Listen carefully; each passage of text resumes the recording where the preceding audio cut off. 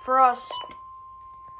I think so. The National Weather Service in Indianapolis has issued a tornado warning for East Central Decatur County until 10 p.m. Eastern Daylight Time. At 9:21 p.m. Eastern Daylight Time, a severe thunderstorm capable of producing a tornado was located near Greensburg, or 18 miles west of Batesville, moving east.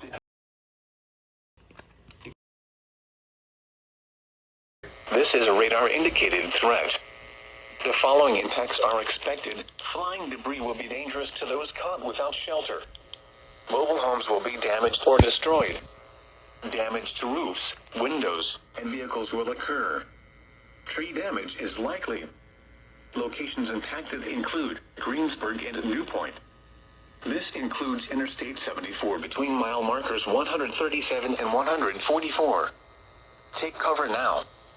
Move to a basement or an interior room on the lowest floor of a sturdy building. Avoid windows. If you are outdoors, in a mobile home, or in a vehicle, move to the closest substantial shelter and protect yourself from flying debris. Repeating, a tornado warning has been issued until 10 p.m. Eastern Daylight Time for the following county: Decatur, Indiana.